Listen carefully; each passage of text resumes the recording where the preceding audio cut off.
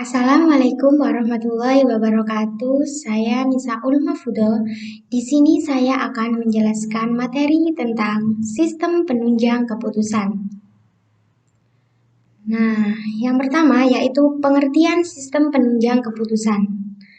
Model pengambilan keputusan menurut Herbert Asimon adalah dimulai pada tahap penyelidikan, yaitu mempelajari lingkungan atas kondisi yang memerlukan keputusan.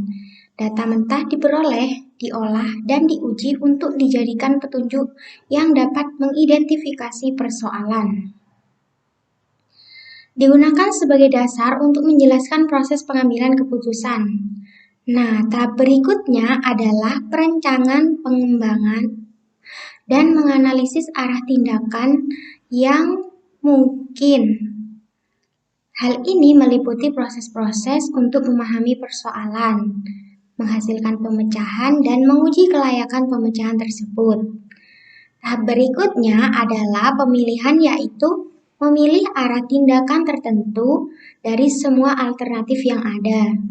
Selanjutnya, pilihan ditentukan dan dilaksanakan. Nah, jadi proses pengambilan keputusan ini dapat dianggap sebagai sebuah arus dari penyelidikan sampai perancangan dan kemudian pada pemilihan. Nah, sebagai contoh, pilihan mungkin menolak semua dan kembali ke tahap perancangan untuk menerbitkan pemecahan tambahan alternatif dan kembali ke tahap perancangan untuk menerbitkan pemecahan tambahan. Yang kedua yaitu konsep dasar pembuatan keputusan.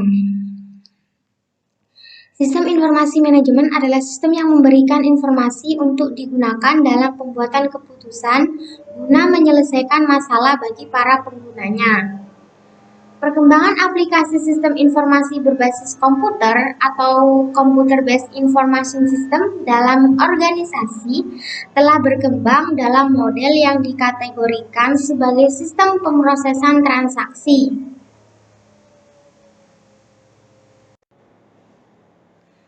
Sistem pendukung keputusan atau SPK mempunyai keputusan yang sangat spesifik, yakni memberi bantuan kepada para pembuat keputusan manajemen tingkat menengah dan atas dalam membuat keputusan yang sangat penting. SPK atau sistem pendukung keputusan adalah sistem interaktif yang memberikan akses yang mudah ke model keputusan dan data kepada pemakai, guna menunjang tugas pembuatan keputusan semi terstruktur dan tak terstruktur. Nah, yang ketiga yaitu pengambilan keputusan.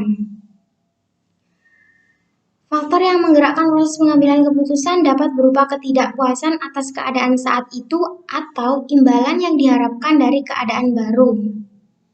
Beberapa model pengambilan keputusan lebih banyak menekankan pada umpan balik hasil keputusan. Model lainnya dalam menentukan langkah-langkah proses pengambilan keputusan adalah sebagai berikut. Yang pertama, pengenalan persoalan atau kebutuhan untuk pengambilan keputusan. Yang kedua, analisis dan laporan alternatif-alternatif. Yang ketiga, pemilihan di antara alternatif yang ada. Yang keempat, komunikasi dan pelaksanaan keputusan. Dan yang terakhir yaitu langkah lanjutan dan umpan balik hasil keputusan. Model Simon pada dasarnya mengatakan bahwa pelaksanaan adalah keputusan dan bahwa keputusan lain diperlukan untuk langkah selanjutnya. Model Simon ini lebih relevan bagi perancang sistem informasi manajemen. Kemudian, cara menggunakan informasi dari sistem penunjang keputusan. Pada dasarnya, ada dua pengguna informasi dari DFS atau manajer, yaitu untuk mendefinisikan masalah dan pemecahan masalah tersebut. Pendefinisian masalah adalah usaha definisi dari pendekatan sistem. Ia juga berkaitan dengan fase intelijensi yang dikemukakan oleh Simon. Selanjutnya, manajer menggunakan informasi untuk memecahkan masalah yang telah diidentifikasi. Nah, di sini ada laporan berkala dan khusus. Laporan berkala atau periodic report yaitu laporan yang dibuat menurut jadwal tertentu. Contohnya adalah analisis penjualan terhadap pelanggan per bulan dan laporan khusus atau special report, yaitu laporan yang dibuat ketika laporan dibuat sesuatu yang tidak seperti biasanya terjadi. Contohnya laporan mengenai kecelakaan, dalam penggunaan laporan berkala dan khusus bersifat lengkap atau ringkas. Yang kedua yaitu laporan lengkap dan ringkas. Maksudnya yaitu laporan yang memberikan spesifikasi mengenai setiap tindakan atau transaksi dan baris yang mewakili laporan ringkas atau summary report, yaitu laporan yang menyertakan baris yang mewakili beberapa tindakan atau transaksi. Kemudian ada model sistem penunjang keputusan. Nah, keunikan SPK terletak pada dimungkinkannya intuisi dan penilaian pribadi pengambilan keputusan untuk turut dijadikan dasar pengambilan keputusan. SPK dirancang secara khusus untuk mendukung seseorang yang harus mengambil keputusan-keputusan tertentu. SPK merupakan roda gabungan antara keputusan terstruktur dan tidak terstruktur. Nah, di sini ada 3 masalah, yaitu masalah terstruktur merupakan suatu masalah yang memiliki struktur masalah pada 3 tahap pertama, yaitu intelijen, rancangan, dan pilihan. Yang kedua, masalah tak terstruktur merupakan masalah yang sama sekali tidak memiliki struktur pada 3 tahap di atas. Dan yang terakhir yaitu masalah semi terstruktur, yaitu masalah yang memiliki struktur hanya pada 1 atau 2 tahap saja. Masalah seringkali muncul dalam kehidupan manusia. Setiap permasalahan tidak akan berhenti sendiri tanpa disertai solusi untuk menyelesaikannya. Masalah seringkali terjadi pada komunitas baik komunitas kecil maupun komunitas besar. Dalam memecahkan masalah, manajer mengidentifikasi berbagai solusi alternatif, mengevaluasinya, memilih yang terbaik, menerapkannya, dan membuat tindak lanjut untuk memastikan bahwa solusi itu berjalan sebagaimana mestinya. Tahapan-tahapan dalam penyelesaian masalah antara lain. Kemudian ada pendekatan sistem dalam penunjang keputusan. Proses pemecahan masalah secara sistematis bermula dari John Dewey, seorang profesor filosofi di Columbia University pada awal abad ini. Dalam bukunya tahun 1910, ia mengidentifikasi 3 seri penilaian yang terlibat dalam memecahkan masalah suatu kontroversi secara memadai, yaitu yang pertama mengenai kontroversi, yang kedua menimbang klaim alternatif, dan yang ketiga membentuk penilaian. Kemudian ada struktur masalah dalam perusahaan. Masalah terstruktur terdiri dari elemen-elemen dan hubungan antar elemen yang semuanya dipahami oleh pemecah masalah. Masalah tidak terstruktur berisikan elemen atau hubungan antar elemen yang tidak dipahami oleh pemecah masalah. Sebenarnya dalam suatu organisasi itu sangat sedikit permasalahan yang sepenuhnya terstruktur atau sepenuhnya tidak terstruktur. Sebagian besar masalah adalah masalah semi terstruktur, yaitu manajer memiliki pemahaman yang kurang sempurna mengenai elemen dan hubungannya. Masalah semi terstruktur yaitu masalah yang berisi sebagian elemen-elemen hubungan yang dimengerti oleh pemecah masalah. Kemudian tahap penyelesaian masalah. Yang pertama, usaha persiapan. Mempersiapkan manajer untuk memecahkan masalah dengan menyediakan orientasi sistem. Yang kedua, usaha definisi, yaitu mencakup mengidentifikasikan masalah untuk dipecahkan dan kemudian memahaminya. Dan yang ketiga yaitu solusi, mencakup mengidentifikasikan berbagai solusi alternatif, mengevaluasinya, memilih salah satu yang tampaknya terbaik, menerapkan solusi itu dan membuat tindak lanjutnya untuk meyakinkan bahwa masalah itu terpecahkan. Tahap-tahap penyelesaiannya ada usaha persiapan. 3 langkah persiapan tidak harus dilaksanakan secara berurutan karena ketiganya bersama-sama menghasilkan kerangka pikir yang diinginkan untuk mengenai masalah. Ketiga masalah itu terdiri dari memandang perusahaan sebagai suatu sistem, mengenal sistem lingkungan, mengidentifikasikan subsistem-subsistem perusahaan. Yang kedua yaitu usaha definisi. Usaha definisi mencakup pertama-tama menyadari bahwa suatu masalah atau ada atau akan ada diidentifikasi masalah dan kemudian cukup mempelajarinya untuk mencari solusi atau pemahaman masalah tersebut. Nah, usaha definisi mencakup dua langkah yaitu bergerak dari tingkat sistem ke subsistem dan menganalisis bagian-bagian sistem dalam suatu urutan tertentu. Yang tahap ketiga yaitu usaha pemecahan. Usaha pemecahan meliputi pertimbangan berbagai alternatif yang layak atau feasible, pemilihan alternatif terbaik, dan penerapannya. Kemudian ada pemecahan masalah. Pemecahan masalah berarti tindakan memberikan respon terhadap masalah untuk menekankan akibat buruknya atau memanfaatkan peluang keuntungan. Pentingnya pemecahan masalah atau memanfaatkan peluang keuntungan. Pentingnya pemecahan masalah bukan didasarkan pada jumlah waktu yang dihabiskan, tetapi pada konsekuensinya keputusan adalah pemilihan suatu strategi atau tindakan.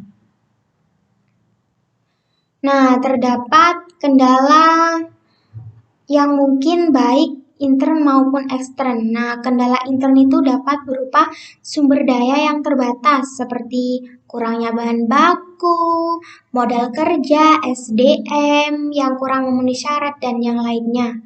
Nah, yang kendala lingkungan yaitu dapat berupa tekanan dari berbagai elemen atau lingkungan, seperti pemerintah atau pesaing untuk bertindak menurut cara tertentu.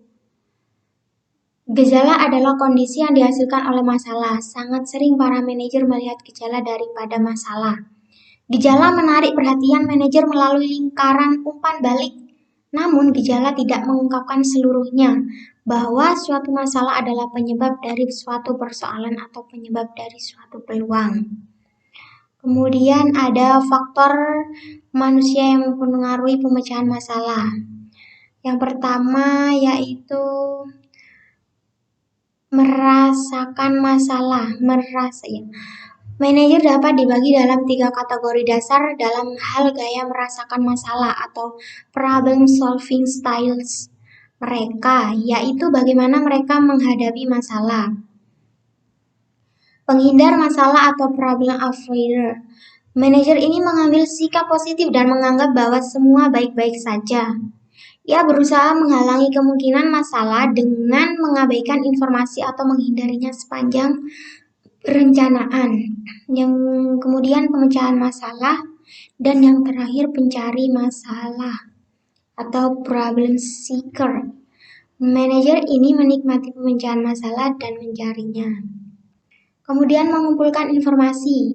Para manajer dapat menunjukkan salah satu dari dua gaya mengumpulkan informasi atau sikap terhadap total volume informasi yang tersedia bagi mereka. Yang pertama ada gaya teratur atau preceptive style.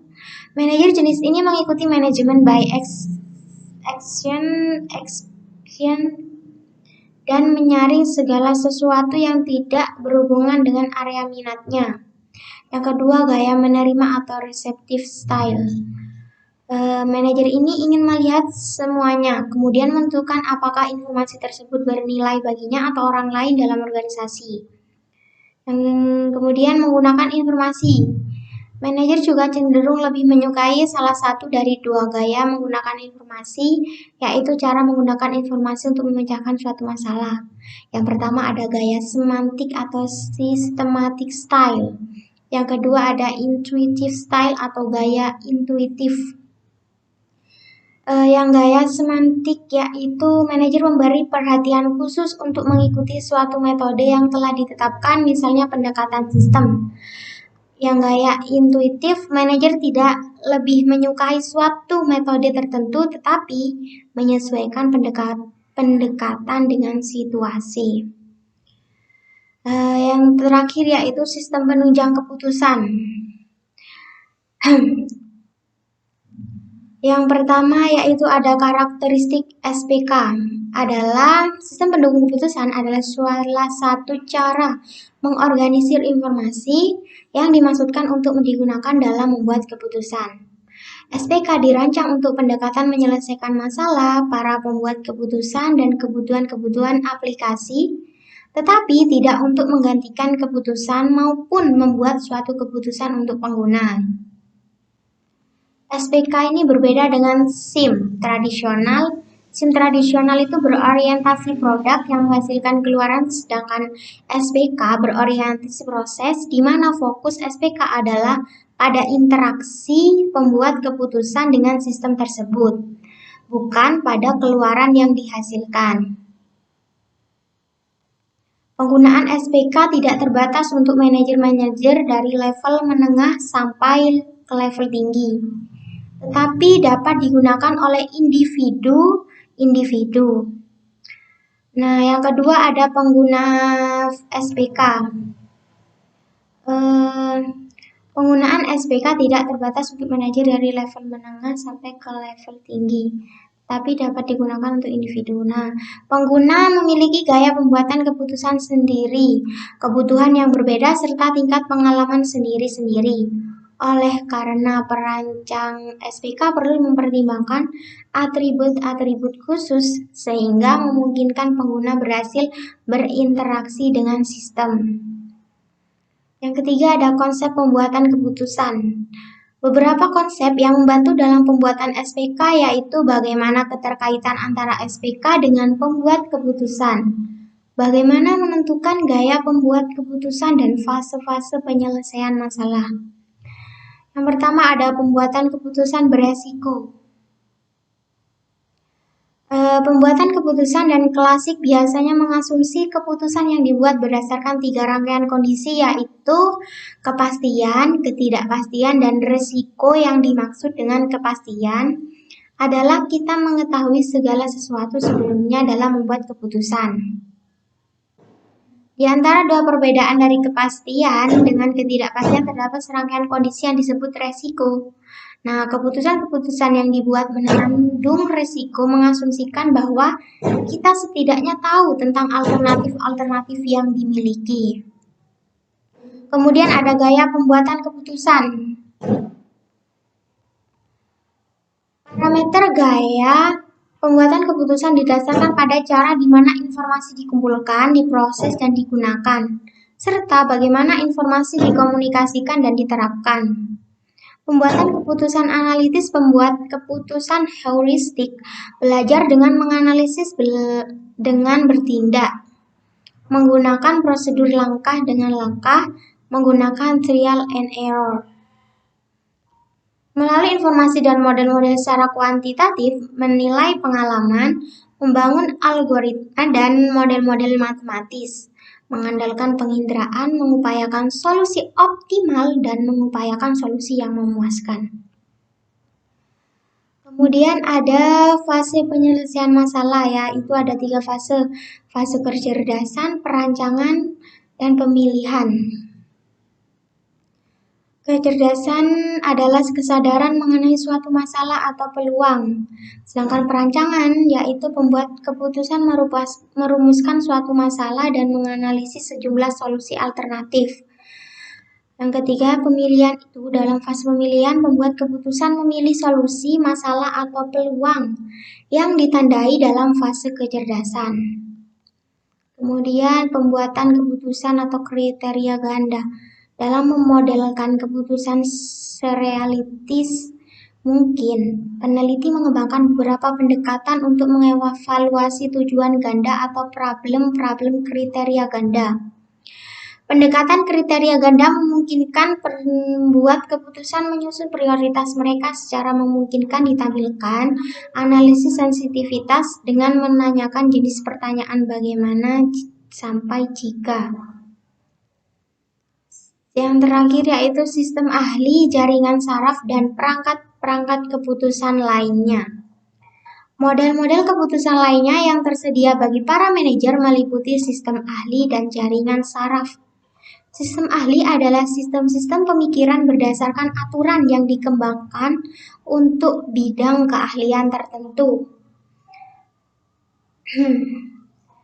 Mengumpulkan keahlian disebut menambah pengetahuan, dan ini merupakan bagian yang paling sulit dari aturan yang berbentuk spesifikasi.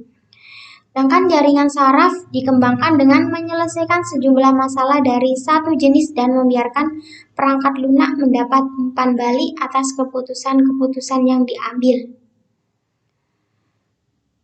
Mengamati apa yang dilibatkan sehingga keputusan tersebut berhasil. Kedua model di atas disebut di bidang kecerdasan buatan. AI disebut SPK karena menuntut pembuatan keputusan manusia, melakukan identifikasi terhadap masalah yang ada, menambah pengetahuan dan melakukan analisis sensitivitas. Nah, sekian penjelasan materi mengenai sistem penunjang keputusan dari saya. Kurang lebihnya mohon maaf. Wassalamualaikum warahmatullahi wabarakatuh. Semoga bermanfaat.